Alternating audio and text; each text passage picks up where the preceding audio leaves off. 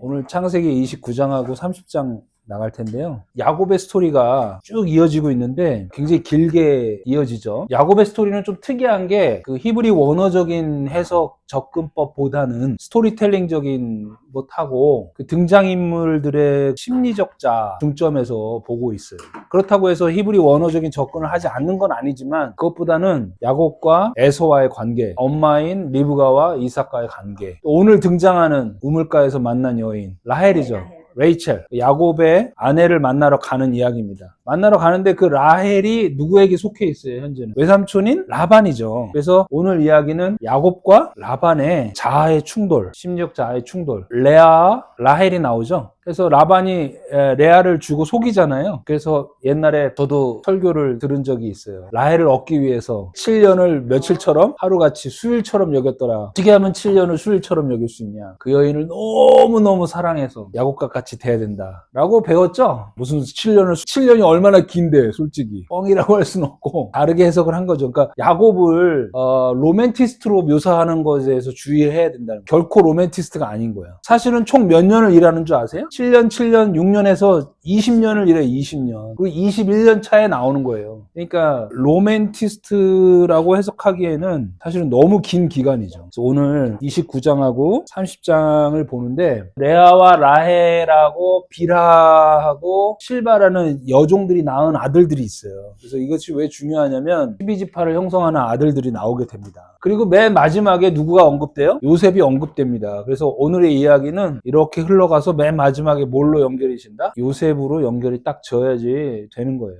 그런 이야기들을 좀 해보는데 이야기 구조는 단순한데 심적 분석이 조금 어려울 수 있어요. 그 부분을 염두에 두시고 29장부터 보겠습니다. 1절 야곱이 길을 떠나 동방 사람의 땅에 이르러. 자, 야곱은 지금 최종 목적지는 어디예요? 하란입니다. 외삼촌집 하란으로 가는데 처음에 어떻게 소개되어 있냐면 길을 떠나 이렇게 소개되어 있어요. 성서에서 길이라는 것은 우리가 가야 될 길을 얘기하는 거죠. 근데 거기서 떠나서 어디로 갔대요? 동방 사람의 땅에 갔다고 돼 있어요. 그죠? 사실은 4절에 보면 하란 땅이라고 나와요. 외삼촌이 거주하는 곳이 하란 땅이라고 나와요. 그런데 1절은 특이하게 지명을 사용하지 않았어요. 동방 사람의 땅에 갔다 이렇게 돼 있어요. 그러니까 성서에서 우리가 많이 배웠지만 동쪽으로 간 것은 하나님하고 멀어지는 거예요. 그렇죠? 우리가 동쪽을 케뎀이라 그러는데 하나님하고 멀어지는, 그래서 길을 떠나라고 표현했지 않았을까, 이런 해석이 가능합니다. 우리가 성소에서의 문이 어느 쪽으로 나 있다고 그랬어요? 동쪽으로 나 있다고 그랬죠? 그리고 서쪽이 지성소의 방향이라고 그랬잖아요. 자, 그리고 2절에 보니까 본족 들에 우물이 있어요. 들에. 그 곁에 양떼 세 떼가 누워 있으니 목자들이 그 우물에서 양떼에게 물을 먹임이라. 그런데 그 우물에 대한 묘사가 아주 묘하게 돼 있어요. 뭐라고 돼 있냐면 큰 돌로 우물 아귀를 덮었다가 이렇게 돼 있어요. 그죠? 물론 뭐 시골에 가면은 옛날에 시골집에 살았던 분들은 우물 같은 거 있죠. 우물에 독 타지 말라고 뭐 있어요? 뚜껑 있어요.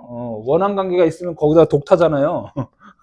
여기다 이물질을 넣거나 애들이 장난해서 뭐 흙 같은 거 넣거나 그러지 않도록 뚜껑을 덮기도 하죠. 그런데 이 성서에서 우물은 진리를 퍼 올리는 그 물이 있는 곳, 그죠? 물이 이렇게 있단 말이야. 근데 그 위에다 뭐를 얹어요? 돌을 이렇게 얹었단 말이죠. 물과 돌이 나오는 거예요. 그죠? 물을 진리로 봤을 때 돌은 율법인 거예요. 이렇게 볼 수가 있겠죠. 상징적으로 본다면. 그리고 우물을 그냥 덮은 게 아니라 뭐라고 표현됐냐면 우물 아귀라고 돼 있어요. 아귀. 그러니까 우물의 입을 얘기하는 거예요. 입. 이 아귀라는 것은 우리가 패라 그러는데 패가 입이라는 뜻이에요. 입. 진리의 말을 하는 그 입을 얘기합니다. 입. 내가 주는 물을 마시는 자는 영원히 목마르지 아니하리니 그 속에서 영생하도록 솟아나는 샘물이 되리라. 요한복음 4장이요. 사마리아 여인하고 한 말이죠. 그 다음에 7장에서도 이런 말이 나오죠. 누구든지 목마르거든 내게로 와서 마시라. 그 배에서 생수의 강이 흘러나오리라. 이렇게 돼 있죠. 그래서 이 야곱이 하나님을 떠나서 갔지만 이 돌과 우물이 보여지는 것은 율법과 진리를 나타낸다고 할 수가 있어요. 왜 이런 상징적인 것들이 나왔는가 가만히 생각해 보면 이 야곱이 이 종교적자잖아요. 그래서 헛된 종교적 야망을 갖고 있잖아요. 하지만 야곱이 가는 곳마다 하나님께서는 은혜와 진리로 예표를 계속 보여주고 있다라고 저는 보고 있습니다. 3절 모든 떼가 모이면 그들이 우물 어귀에서 돌을 옮기고 그 양떼에게 물을 먹이고는 그 우물 아기 그 자리에 다시 그 돌을 덮더라. 그러니까 이 돌을 빼고 양들이 물을 먹은 다음에 돌을 같이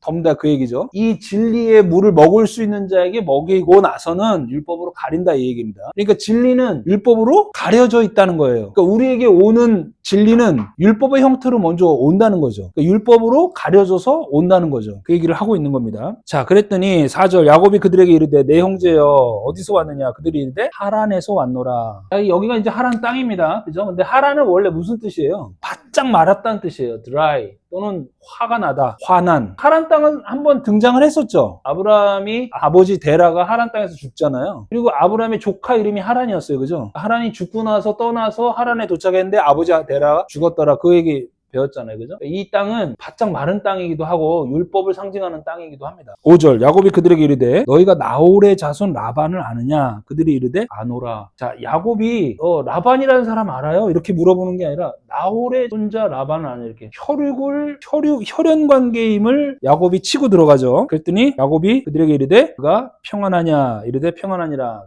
그의 딸 라헬이 지금 양을 몰고 오느니라. 자, 7절 볼게요. 그 해설은 조금 이따 내가 다시 할게요. 왜냐면 라반이 그것을 받아쳐가지고 너는 참 내 혈육이라고 고백하는 장면이 나와요. 그거랑 같이 볼게요. 자, 7절 야곱이 이르되 해가 아직 높은즉 가축 모일 때가 아니니 양에게 물을 먹이고 가서 풀을 뜯게 하라. 자, 야곱이 한마디 하죠. 근데 뭐라 그래요? 이 대목에서 좀 이상하지 않아요? 해가 아직 높은데 가축 모일 때가 아니니까 양에게 물을 먹이고 와서 풀을 뜯게 하라. 근데 야곱은 이게 양을 치는 자예요? 아니면 장막에 거하는 자예요? 이 사람은 장막에 거한 자예요. 그래서 엄마 무릎 위에서 사냥이라고 하는 거리가 먼 자예요. 양에게 물을 먹이는 일을 해본 적이 별로 없다고 보여져요. 그런데 아주 구체적으로 순수를 두고 있죠? 처음 보는 사람들에게, 그죠? 그리고 나서 뭐라 그래요? 8절 보겠습니다. 그들이 이르되 우리가 그리하지 못하겠노라. 때가 다 모이고 목자들이 우물 아기에서 돌을 옮겨야 우리가 양에게 물을 먹이느니라. 돌을 옮긴 다음에 물을 먹이겠다는 얘기죠. 그랬더니 야곱이 그들과 말하는 동안에 라헬이 그의 아버지의 양과 함께 오니 그가 그의 양들을 치고 있었기 때문이라. 이제 10절입니다. 야곱이 딱 봅니다. 딱 보니까 어딜 봐요? 그의 외삼촌 라반의 딸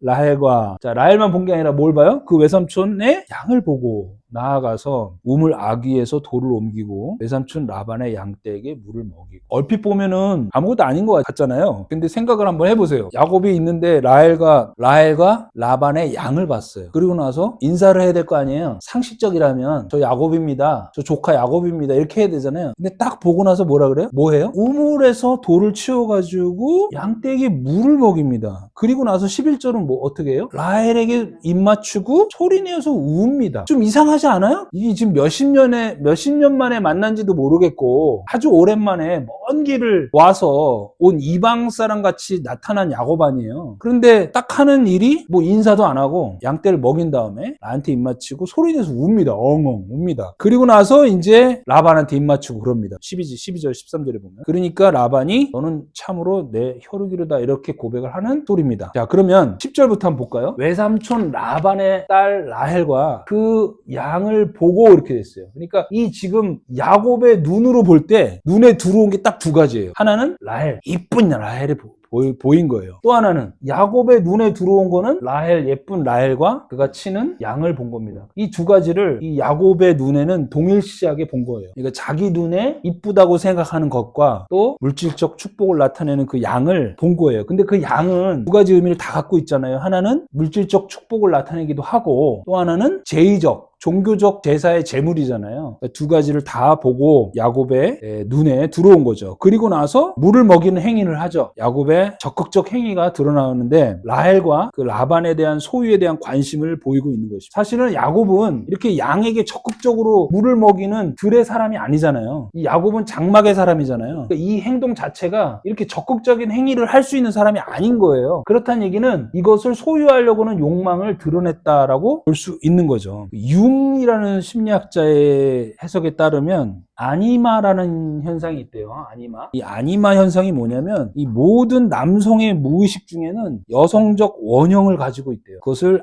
아니마라고 하는데 이 아니마는 삶의 의미와 영감의 원천이기도 하지만 투사의 대상이 되면 그 인간을 파괴하기도 한대요. 그러니까 라헬은 야곱의 아니마의 투사의 대상이다라고 본다고 하네요. 그러니까 무슨 말이냐면 라헬은 야곱이 보기에 굉장히 이쁜 여자였어요. 그렇기 때문에 이 라헬과 그 양, 자기가 갖고 싶어하는 그 종교적 제의적 열망을 나타내는 그 양과 자기가 소유하고자 하는 눈에 보이는 예쁜 것을 동일시하는 그런 눈을 갖고 있었다는 거죠. 그래서 라헬은 야곱의 결핍을 채워줄 것이고 기대하는 도구이다. 그녀를 사랑하는 것처럼 보이지만 사실 야곱은 그녀를 통해 자신이 되고 싶은 존재가 되려 한다. 이것이 소유적 사랑이다. possessive love라고 돼 있죠. 자, 그래서 그 야곱이 이렇게 물을 먹인 다음에 그다음에 라헬을 보고 뭐 해요? 소리내요? 울어요. 그걸 박하라 그러는데 이 박하가 이 야곱의 울음은 종교적 결핍에 대한 투사, 그러니까 종교적 결핍을 내가 채우려고 하는 욕망이 투사된 것을 봤을 때 울음소리를 내는 거예요. 박하라는 울음소리를 내는 거예요. 사실은 갑자기 인사도 안 하고 그냥 울어버리잖아요. 물론 입맞춤이 뭐 인사도 될 수 있겠지만 종교적 자아는 관계성보다는 제의를 우선시한다. 종교적 결핍이 해결되면 삶의 관계도 해결된다고 믿는다. 이 야곱의 관심은 자기의 욕망을 지금 채우는 것에 우선되어 있다고 볼 수가 있어요.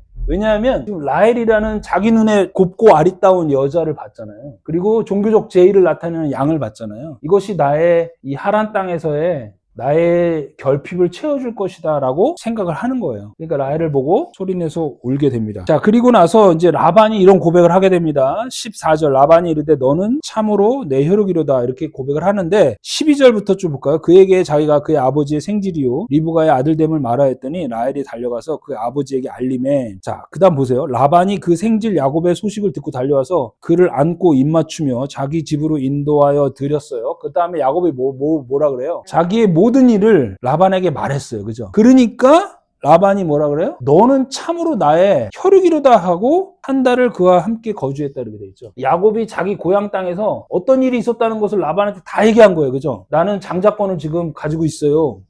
쌍둥이 형 에서 알죠? 야, 그 사람한테 내가 장자권을 다 빼앗아 갖고 온 거예요. 축복을 가지고 온 거예요. 그리고 당분간 여기서 머물 거예요. 머물라고 엄마가 얘기했어요. 그 얘기를 다 라반한테 얘기하니까 라반이 딱 눈치를 채고 뭐라 그래요? 혈육이다 이렇게 얘기하잖아요. 그러니까 라반의 고백은 에쳔 바사르라는 고백을 하게 되는 거예요. 이 에쳔 바사르라는 게 이 바사르는 육이거든요. 그리고 에쳔은 이제 뼈란 뜻인데 이게 골육. 우리말로 하면 골육이죠.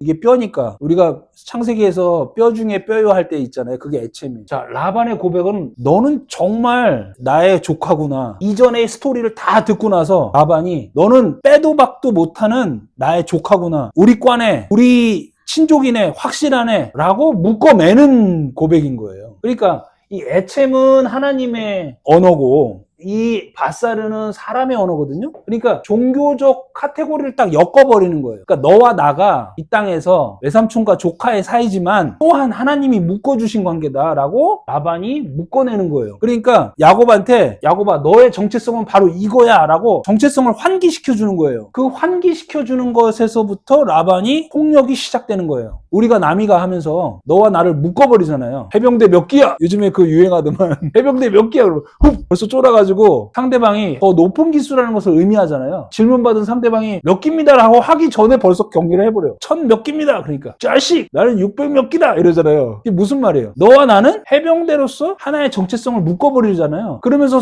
위와 아래가 팍 나눠져 버리잖아요. 그러면서 폭력이 시작되는 거죠. 거울이죠.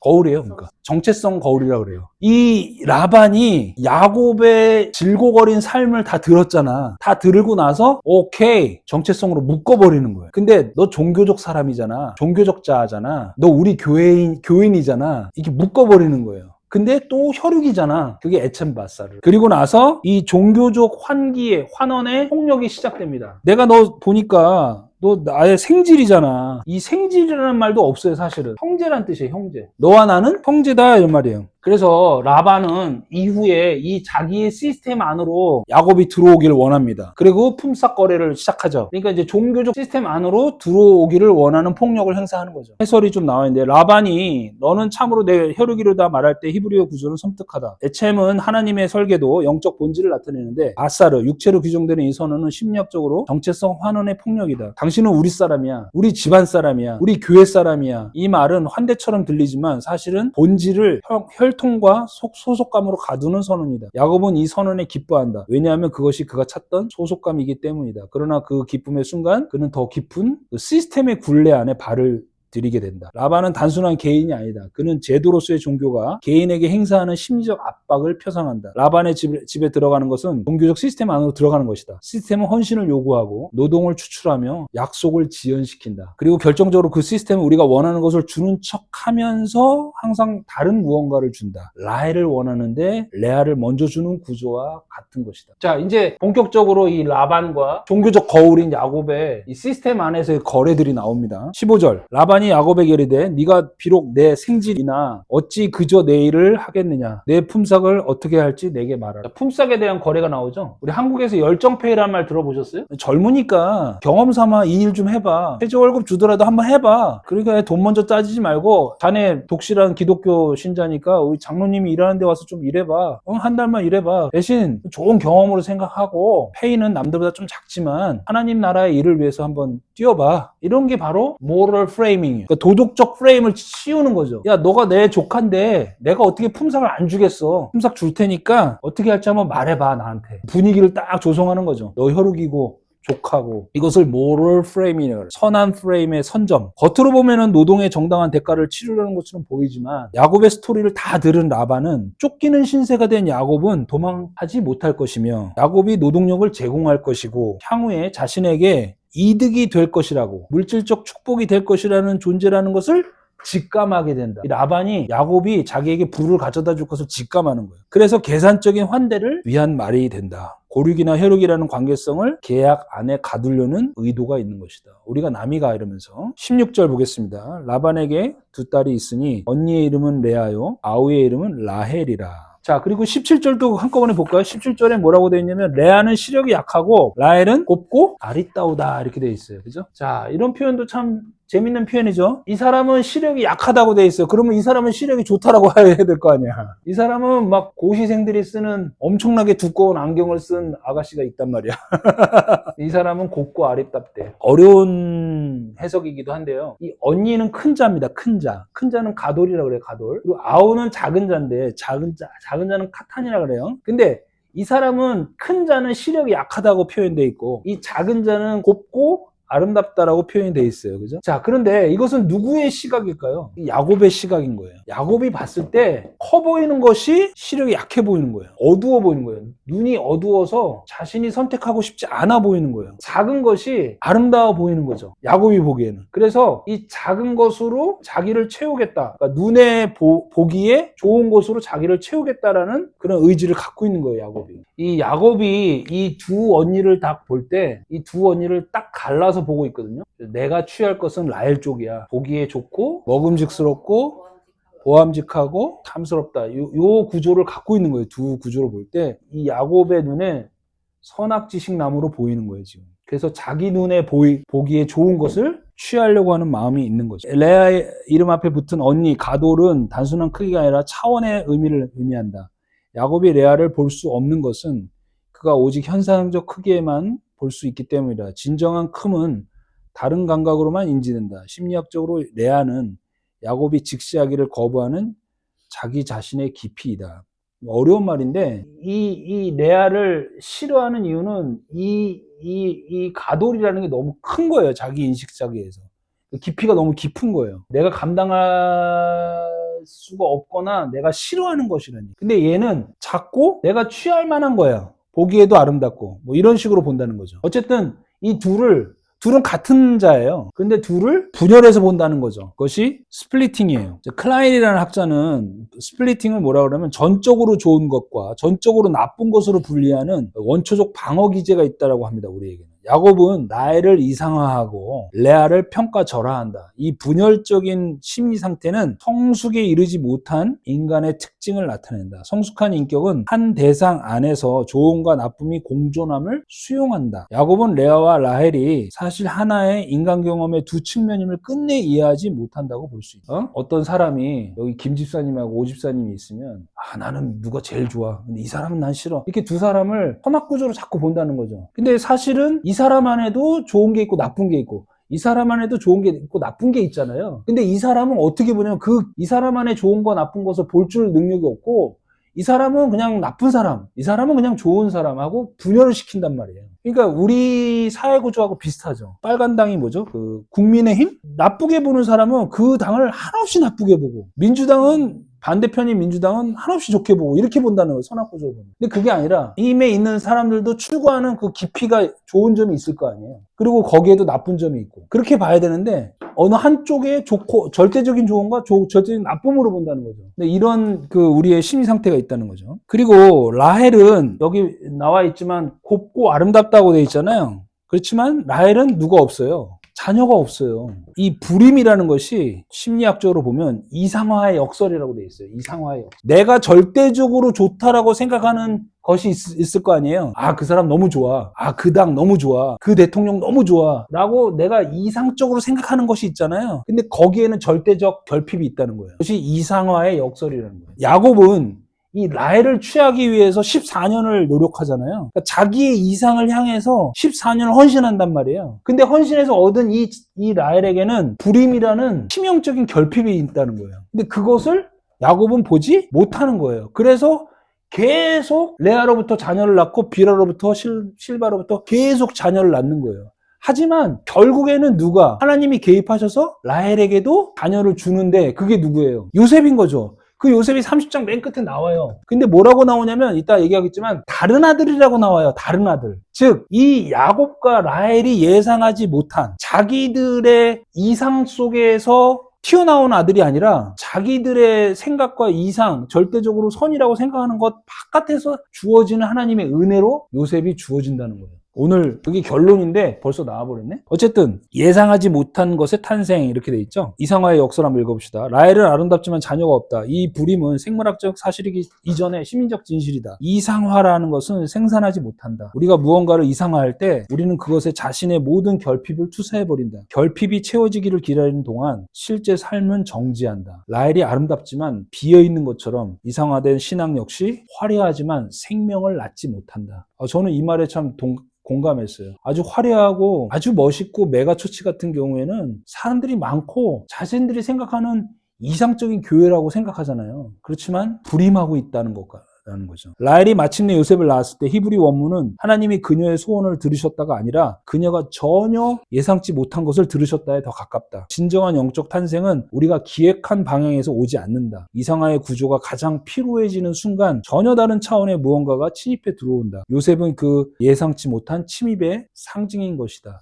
그러니까 야곱으로 인하여 12지파가 쭉 탄생되잖아요. 그렇지만 요셉이라는 자의 스토리로 펼쳐나가는 거죠. 하나님이 주신 은혜의 자녀로서 펼쳐나간다는 것이죠. 자, 18절 보겠습니다. 야곱이 라헬을 더 사랑함으로 대답하되 내가 외삼촌의 작은 딸 라헬을 위하여 외삼촌에게 7년을 섬기리이다. 라반이 이르되 그를 내게 주는 것이 타인에게 주는 것보다 나으니 나와 함께 있으라. 야곱이 라헬을 위하여 7년 동안 라반을 섬겼으나 그를 사랑하는 까닭에 7년을 며칠같이 여겼더라. 수일같이 여겼더라. 이렇게. 아까도 말했지만 야곱이 로맨티스트라서 한 여자를 얻으려고 7년을 하루같이 여기서 계약하고 일할 수 있어요? 저는 못합니다. 솔직히 말해서. 그렇게 할 수 있어요? 성경에서는 7이라는 수가 하나님의 숫자고 완전한 수를 얘기하잖아요. 야곱이 계약한 7은 뭘까요? 이 야곱이 계약한 7은 하나님의 7이 아닌 거예요. 자기의 7인 거예요. 우리가 자기의 베델을 세웠잖아요.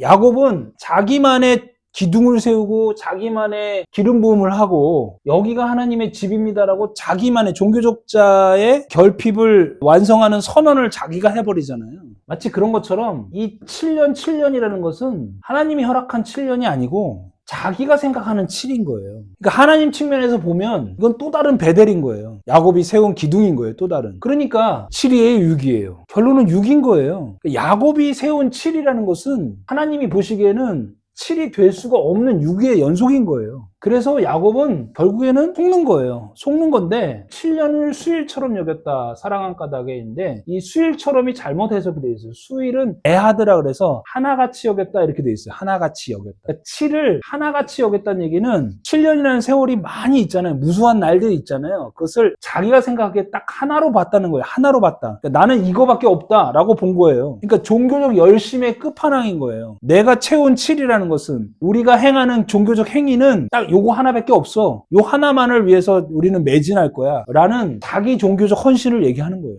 그러니까 종교적 속임을 맞이하게 되는 거죠. 그 끄트머리에는 이 하나를 라헬을 기대했지만 결국에는 누구를 받아요? 레아를 받게 되잖아요. 그런데 이 부분도 되게 이상한 거예요. 아침에 일어났는데 레아다? 그러니까 어떤 사람은 잔치를 벌였으니까 술에 취해서 몰랐다 그러는데 이거 말이 돼요, 안 돼요? 솔직히 말해서. 경험을 해봐야 알아요, 꼭?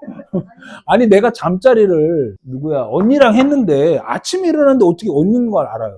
말이 안 돼 이거는. 눈을 아무리 가려도 전기불도 없고 술이 만땅에 돼가지고 7년을 같이 지냈잖아. 그러면 뭐 발목만 봐도 이게 라헬인지 레아인지 알지. 이 종교적 속임을 얘기하는 거예요. 자기가 행한 종교적 열심, 셋업해놓은 종교적 기둥에는 하나님의 은혜가 미치지 못한다는 거예요. 그러니까 종교적 속임을 당하는 거예요. 한국교회가 그냥 막 부흥하는 것처럼 보이지만 그 종교적 열심 뒤에는 종교적 속임이 있는 거예요. 신천지 같은 게 뭐 20만이 넘었다 그러는데 기가 막혀요. 기가 막혀. 걔네들 예배하는 거 보신 적 있어요? 막 오와 열이 딱딱 맞아요. 근데 그 화면 딱 보고요, 교회 예배 딱 보잖아요. 똑같아요. 그 찬양으로 부흥해서 찬양으로 젊은이들이 그 성가대 가운을 입고 오와 열을 맞춰서 군무를 펼쳐요. 근데 그 화면하고 신천지 화면하고 보잖아요. 거의 비슷해. 그러니까요. 소속감. 너는 내 혈육이다. 정체성의 환원의 폭력인 거예요. 정체성 환원의 폭력인 거예요. 그리고 거기서 굉장히 안정감을 느끼면서 우리 교회가 최고다. 우리 교회가 다음 세대를 책임질 거다. 라는 십자가 정신까지 깃들어가는 거죠. 근데 이제 그런 케이스 같은 경우에는 어디서부터 잘못됐냐면 자기의 서원부터 잘못된 거예요.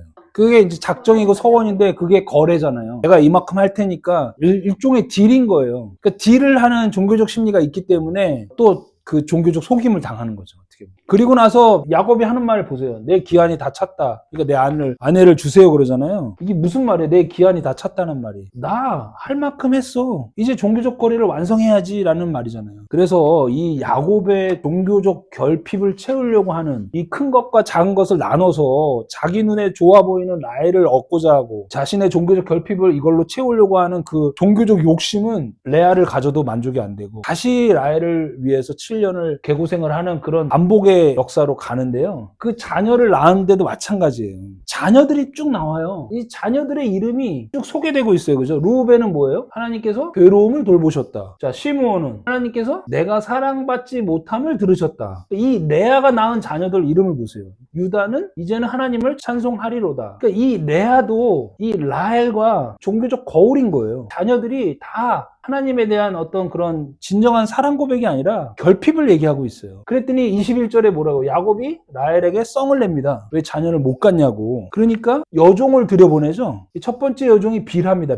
빌하가 단을 낳게 되는데 뜻이 뭐예요? 억울함을 푸시려고 호소를 들으사라고 표현되어 있고요. 납달리는 언니와 경쟁하여 이겼다라고 되어 있어요. 또 실바도 마찬가지예요. 실바는 갓하고 아셀을 낳는데 갓은 복되도다라는 뜻이고 아셀은 모든 딸들이 나를 기쁜 자라 여길 것이다 라는 뜻입니다. 얘네들이 우리가 알고 있는 12지파의 시작이 되잖아요. 이 부분도 한번 짚고 넘어가야 돼요. 왜냐면 이 12지파가 신약으로 오면 12 제자가 되죠. 제자. 그리고 나서 12 사도가 되잖아요. 그런데 우리가 이 부분을 조금 간과한 측면이 있어요. 왜냐하면 12라는 것이 하나님의 아들의 숫자거든요. 그래서 결국에는 이 12가 이제 하나님의 아들로 나오게 된다라는 그런 결론을 우리가 갖고 있어요. 그죠? 그렇지만 이 12지파의 내용들은 과연 하나님이 이 설정해 놓은 이런 은혜의 자녀들인가? 아니면 이 종교적 자인 야곱이 종교적 완성을 위해서 해놓은 자녀들인가라는 것을 좀 볼 필요가 있는 거예요. 이 레위 지파가 제사장이고 이 디나가 나오잖아요. 디나 여동생. 이 디나의 강간 사건이 나오잖아요. 그때 루벤과 시몬, 레위가 다 하나님의 할례를 욕되게 하잖아요. 그 다음에 사사기에 가면은 이 레위 지파가 어떤 일을 해요? 첩에 대한 강간 사건으로 토막을 내가지고 12지파한테 보내는 아주 잔인한 일을 하잖아요. 그러니까 이런 12지파의 일들이 계속적으로 하나님을 실망시키는 일들을 하게 됩니다. 자, 결론적으로 12제자가 나오는데 신약에 가면은 가장 유괴 사람이 누구의 내용으로 나와요? 한 제자가 예수님을 배반하면서 가룟 유다가 피밭에 꼬꾸라지죠. 그럼 몇 제자가 됩니까? 12제자. 11제자가 되잖아요. 그래서 인위적으로 제비를 뽑아서 한 제자를 더해가지고 12제자를 완성하게 되잖아요. 그게 누구예요? 마띠아란 말이에요. 그 마띠아는 신약 성경에 더 이상 나와야 안 나와요? 나오지 않아요. 그리고 나서 이 11이라는 숫자가 12로 완성이 되면서 그 다음에 나오는 것이 베드로하고 바울하고 다툼의 얘기가 나와요. 그러니까 이 12라는 이 지파와 제자와 이 사도라는 개념은 아들의 숫자이긴 하지만 여전히 우리가 설정해 놓은 숫자의 흐름대로 간다는 거죠. 그리고 결국에는 계시록에 보면은 12장로가 아니라 몇 장로가 나와요? 24장로가 나오는 거예요. 그럼 24장로는 12 곱하기 2잖아요. 그러니까 결론은 완성을 12를 12로 덮으겠다는 얘기죠. 이 야고보로부터 시작된 이 12아들의 내용들이 구약을 거쳐 신약까지 이르러 하나님의 아들들인데 하나님의 아들들이 계속 삐그덕거림을 나타낸다는 거예요. 그리고 맨 마지막에 12를 12로 덮는 계시록에 가서야 24장로로 우리에게 완성을 시켜준다는 얘기죠. 자, 그래서 이제 마지막으로 이 아들들이 아니라 요셉이 태어나는 장면이 나와요. 그게 몇 절이냐면 30장 22절부터 24절까지 하나님이 어떻게 했대요? 라헬을 생각하신지라. 라헬을 생각하신지라라고 했는데 여기서 라헬을 기억했다라고 해요. 기억은 자카르잖아요. 자카르. 그러니까 하나님이 라헬을 자카르 하셨다. 그리고 나서 뭘 씻어요? 하나님이 내 부끄러움을 씻으셨다라고 표현되어 있어요. 부끄러움을 씻으셨다. 그러니까 이렇게 해석해보면 어떨까요? 여기까지는 다 부끄러움이었다는 거예요. 그러니까 야곱이 종교적 만족을 취하려고 했던 이 모든 믿음의 여정들은 하나님이 보시기에 부끄러움이었고 이제 부끄러움을 씻게 되는데 하나님이 우리를 불쌍히 여겨서 기억하셔서 그 부끄러움을 씻게 되는 건데 그것은 뭐를 통해서? 요셉을 통해서 여호와는 다시 다른 아들을 내게 더하시기를 원하노라 하였다. 그러니까 요셉은 우리가 예상했던 이 아들이 아니라 어떤 아들이에요? 다른 아들. 완전히 다른 아들을 줬다는 거예요. 이런 표현들이 굉장히 중요한 표현들이죠. 그래서 요셉 스토리로 들어가면 11아들과 한 아들이 나오는 거잖아요. 그럼 볕단하고 별하고 절하잖아요. 이 요셉은 완전히 다른 아들하고는 다른 아들인 거예요. 그러니까 부끄러움을 씻은 아들인 거예요. 아주 특별한 아들인데 이 라헬과 야곱이 예상했던 아들이 아니에요. 여기 있는 아들들은 다 예상했던 아들이에요. 레아를 줬으니까 레아한테 들어가서 아들 낳고 야곱이 라헬에게 썽을 내면서 너는 왜 자녀가 없어 막 썽을 냈단 말이에요. 그러니까 비라를 받아가지고 아들을 낳고 그러니까 또 레아가 시기해가지고 또 실바를 넣어줘요. 실바를 넣어주니까 아들 낳고 그러니까 이거 다 자기의 욕심을 채우고자 하는 그런 아들들인 거예요. 그런데 요셉은 구체적으로 하나님이 주신 아들인 거죠. 완전히 우리의 종교적 자아의 예상 밖에 있는 은혜가 찾아오는 거죠. 종교적 자아의 굴레, 성경을 역사의 연대기 순으로 읽는 것과 우리 내면의 거울로 읽는 것 사이에는 심연이 있다. 창세기 29장은 야곱이 라반의 집에 들어가는 이야기처럼 보이지만 깊이 읽으면 종교적으로 진심인 인간이 어떻게 스스로의 신앙에 의해 가장 깊이 포박되는가에 대한 존재론적 고백이다. 야곱의 이야기는 고대 이야기가 아니라 지금도 우리 안에서 진행되는 이야기다. 첫째, 야곱이라는 인간은 종교적 자아의 구조. 야곱이라는 이름의 뿌리는 아케부, 뒤꿈치이자 뒤따르는 자를 의미한다. 야곱은 에서의 뒤꿈치를 잡고 태어난다. 그것은 야곱의 존재 방식에 대한 선언이다. 그는 항상 무언가를 뒤쫓아가고 잡으려 하는 자다. 먼저 태어난 것, 더 큰 것, 더 거룩한 것을 향해 손을 뻗치는 자다. 그런데 이것이 단순한 세속적 욕망이 아니라는데 야곱의 이야기에 비극이 있다. 야곱의 욕망은 철저하게 종교적이다. 그는 물질을 원하는 게 아니라 장자의 복을 원한다. 라헬을 원하는 게 아니라 더 큰 존재가 되기를 원한다. 여기서 성경이 폭로하는 가장 날카로운 진실이 있다. 종교적 진심이야말로 인간을 가장 깊이 가두는 굴레가 될 수 있다는 것이다. 야곱 안에서 양의 울음소리가 들린다. 그것은 하나님의 말씀에 몸이 된 소리가 아니라 자기 자신을 산제사로 드리려고 하는 종교적 열심의 소리다. 창세기 29장 10절. 성경은 이 구절에서 라헬과 양을 문법적으로 동격에 배치한다. 이것은 실수가 아니다. 의도된 배열이다. 야곱에게 라헬과 양은 같은 범주 안에 있다. 양은 성경에서 이중적 의미를 가진다. 물질적 축복의 상징이자 하나님께 드리는 제사의 매개체이다.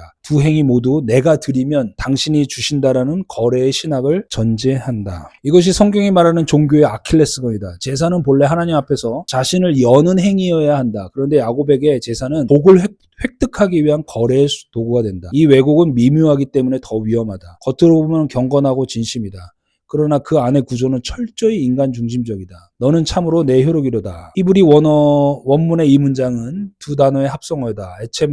에쳔은 창세전에 하나님이 우리에게 부여하신 고유한 영적 설계를 뜻하고 밧사르는 인간의 육체를 뜻한다. 라반의 고백은 사실 놀라운 폭력이다. 하나님의 설계를 혈육으로 환연시키는 선언. 우리는 당신의 피부치입니다. 우리 공동체의 사람입니다. 우리 제도 안의 사람입니다. 야곱이 이것을 기쁘게 받아들였다는 것 사실이 핵심이다. 그는 이 환원을 은혜로 경험한다. 왜냐하면 이삭이 심어준 종교적 프레임이 이미 그 안에 있기 때문이다. 그러나 바로 그 확인의 순간 그는 더 깊은 종교적 굴레의 문으로 들어선다. 라반은 이제 종교 시스템의 인격화. 라반을 단순히 야비한 외삼촌으로 읽는 것은 이 본문의 절반만 있는 것이다. 라반의 이름은 히다라는 뜻이다. 히다라는 것은 정결한 것이고 표면적으로는 흠이 없어 보인다는 것이다. 이 이름 자체가 이미 라반의 정체성을 말한다. 그는 겉으로는 깨끗하고 정당해 보이는 종교적 시스템의 표상이다. 라반은 야곱에게 노동을 요구하고 약속을 지연시키며 약속을 바꾼다. 그러나 항상 정당한 이유가 있는 것처럼 말한다. 이것이 종교적 제도가 신앙인에게 작동하는 방식과 정확하게 같다. 제도는 헌신을 요구하고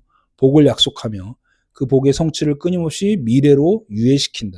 그리고 그 과정에서 신앙인의 에너지와 생명력을 조용히 흡수한다. 라반이 야곱에게 행한 가장 결정적인 행위는 14년의 노동을 요구한 것이 아니다. 그것은 야곱이 원하는 것을 향한 욕망을 계속 살려두면서 그 욕망이 실현되는 것을 끊임없이 지연시키는 것이다. 이것이 바로 종교가 신앙인의 영적 결핍을 먹이 삼아 생존하는 메커니즘이다. 하나님께서 베델의 꿈에서 야곱에게 말씀하실 때 나는 베델의 하나님이야 라고 선언하신다. 이것은 위로의 말이 아니다. 그것은 진리의 하나님이 야곱이 세운 우상을 폭로시키는 역설적 선언이다. 네가 지금 붙잡고 있는 것은 내가 아니라 네가 세운 베델에 세운 기둥의 신이라고. 창세기 31장에서 하나님이 야곱의 꿈에 나타나 말씀하신다. 라반이 너에게 행한 모든 것을 내가 보았다. 표면적으로는 이것은 야곱의 억울함에 대한 하나님의 공감처럼 들린다. 그러나 원문의 깊이는 다르다. 하나님은 라반의 악함을 증언하시는 게 아니라 야곱이 라반이라는 거울 앞에서 자기 자신을 보도록 이끄신다. 라반이 야곱에게 한 모든 조작과 속임은 야곱이 이삭에게서 에서에게 하나님과의 관계에서 행해온 것들의 반영인 것이다. 이것이 성경이 말하는 영적 거울의 원리다.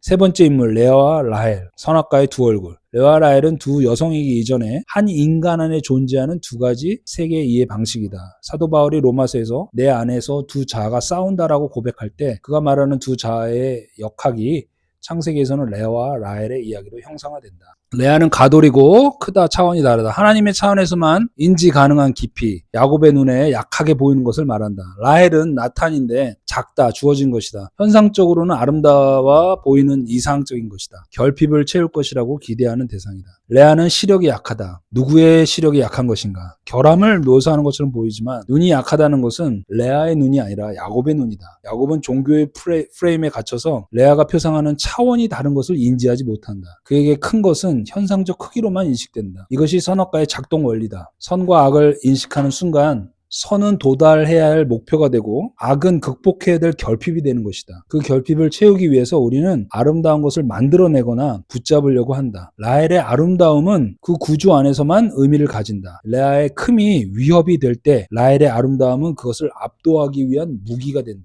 7년 에하드, 종교적 헌신의 정체. 20절, 야곱이 라헬을 위해 7년을 섬겼으나 그를 사랑하는 까닭에 며칠같이 여겼더라. 숫자 7은 히브리 세계에서 샤바트, 안식, 완전함, 하나님의 숫자이다. 그런데 원문에서는 7년을 하나처럼 섬겼다라고 표현하고 있다. 에하드, 하나. 야곱의 7년 헌신은 하나님의 완전함을 향한 투신처럼 보인다. 그러나 그 헌신의 목적이 라헬이라는 것, 즉 자기의 결핍을 채우기 위한 도구로서의 하나님이라는 것에서 비극이 시작된다. 헌신처럼 보이는 이 모든 시간이 사실은 하나님처럼 되고자 하는 자기 욕망을 향한 7년이었을 수 있다. 이것을 성경은 6이라고 말한다. 계시록의 666은 아라비의 숫자의 합산이 아니다. 하나님의 완전수, 7을 향해 달려가는 인간의 욕망이 세 겹으로 가득 찬 상태, 그것이 666인 것이다. 내 기한이 찼다. 구원을 거래하려는 순간 21절에서 야곱이 라반에게 말한다. 내 기한이 찼으니 내 아내를 내게 주소서. 이 문장은 단순한 요청이 아니다. 그것은 종교적 자아가 하나님을 향해 품고 있는 가장 근본적인 태도의 표현이다. 나는 이만큼 했어. 이제 하나님 당신이 줄 차례다. 이것이 야곱의 구원론이고 오늘날 우리 신앙의 무의식적 구조이기도 하다. 자, 레아의 자녀 명명, 상처가 레아가 신학을 만들 때, 레아가 자녀를 낳을 때마다 그 이름에 새기는 의미는 성경에서 가장 솔직한 인간 고백 중에 하나다. 그러나 이 고백의 구조를 면밀히 살펴보면 그것은 동시에 가장 위험한 신학 생산의 현장이기도 하다. 루벤, 여호와께서 내 고통을 보셨다. 고통을 하나님의 확인으로 변환하는 첫 시도. 사랑받지 못한 자가 신을 자신의 증인으로 소환하려는 태도다. 시므온, 내가 사랑받지 못함을 들으셨다. 결핍을 신적 청취의 증거로 전환한다. 상처가 오히려 하나님과의 특별한 관계를 증명한다는 역설적인 신학이다. 레위, 이제는 남편이 나와 연합하리라. 연합을 향한 갈망. 훗날 레위 지파는 제사장이 되어 연합이라는 개념을 율법의 이름으로 독점을 해버린. 유다, 이제는 여호와를 찬송하리로다. 갈등이 해소되기도 전에 찬양으로 건너뛰려는 구조다. 그러나 이 유다에서 다윗이 예수가 나온다는 역설을 가지고 있다. 단과 납달리, 하나님이 내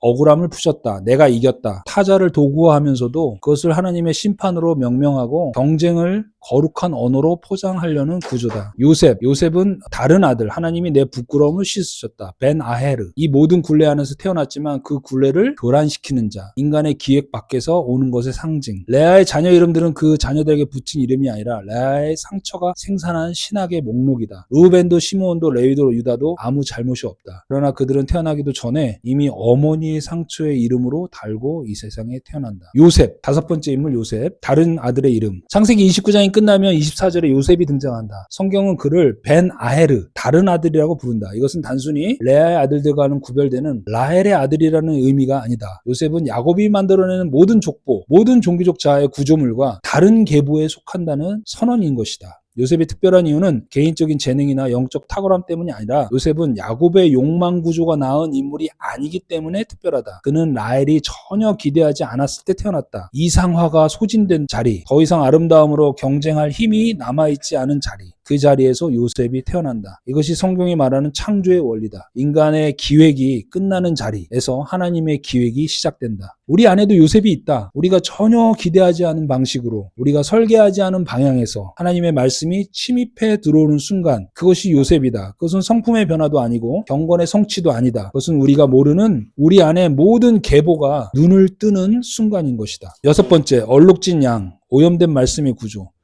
이거는 우리가 오늘 다루지 않았는데 건너뛰고 마지막 결론을 보겠습니다. 야곱에서 이스라엘로 해체의 신학. 창세기 29장의 모든 이야기는 하나의 질문을 향해 달려간다. 종교적으로 진심인 인간이 어떻게 하나님을 만나는가? 성경의 답은 역설적이다. 그것은 종교적 자아가 성취될 때가 아니라 완전히 해체될 때인 것이다. 야곱이 이스라엘이 되는 것은 야복강가에서 환도뼈가 부러질 때이다. 그것은 14년의 노동이 완성될 때도 아니고 12지파가 완성될 때도 아니다. 모든 전략이 실패로 끝나고 모든 종교적 헌신의 구조물이 무너지고 자기 이름조차 부끄럽게 고백해야 되는 그 순간 내 이름은 야곱입니다. 그러니까 야곱입니다라는 얘기는 내가 속이는 자입니다 이 말이에요. 나는 인생을 속이고 살았습니다. 나는 속이는 자였습니다. 라는 고백이 있는 그 순간 거기서 바로 이스라엘이 시작된다. 이것이 바울이 로마서에서 말하는 믿음에서 믿음으로의 의미이다. 내가 믿으려 했던 믿음에서 내가 더 이상 믿을 수 없다는 고백으로, 그리고 그 고백의 자리에서 창세전부터 있었던 하나님의 완전함을 만나는 것, 이것이 야곱 이야기 전체가 가리키는 방향이다. 야곱의 종교적 자아는 악하지 않다. 오히려 진심이다. 그 진심이야말로 가장 오래가는 굴레다. 우리가 두려워해야 할 것은 불신앙이 아니라 불신앙을 인식하지 못하는 신앙이다. 야곱은 아직 우리 안에 있다. 그리고 이스라엘은 아직 오는 중이다.